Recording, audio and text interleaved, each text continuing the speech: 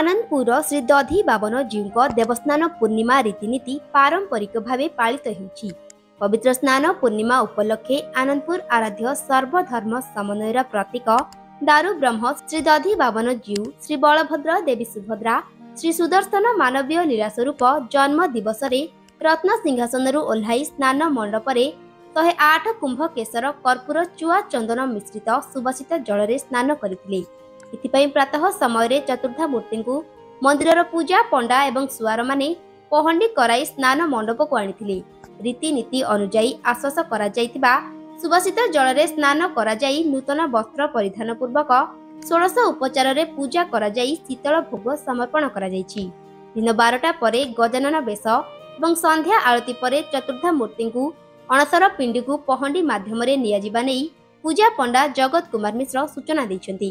जगत कुमार मिश्र दधिबावन जी पूजा पंडा आज देवस्नान पूर्णिमा आज भोर 5टा समय ठाकुर नीतिकांति आरंभ है। प्रथम दांत ओषा कार्य सरिया ठाकुर आळती मंगल आळती दांत ओषा कम सरला आमर 6:30 पहंडी आरंभ है। पहंडी आरंभ है स्नान मंडप को विजय हेले ये कलश पूजा है। ठाकुर पूजा विधि जहाँ कथा है ठाकुर महास्नान है। मंदिर सुआर से आमर सकाल भोर 5 आरंभ है। 5:15 सुधा आमर नीतिकांति जहाँ हबार कथा सरीगला। सरला आमर 7:30 भितर ठाकुर उपरू विजय कले। विजय कर स्नान कलश पूजा सरला स्नान आरंभ है।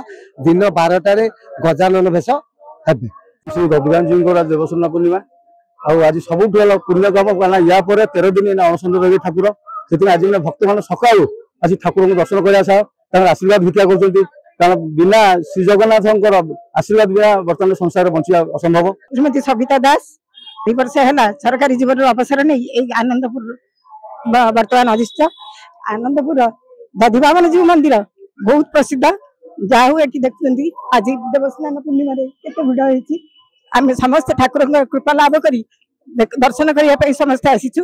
भगवान समस्त को भल रखु। आनंदपुरवासी मंगल हो समस्त मंगल हो। आनंदपुर सोमनाथ मिश्र रिपोर्ट रियो न्यूज।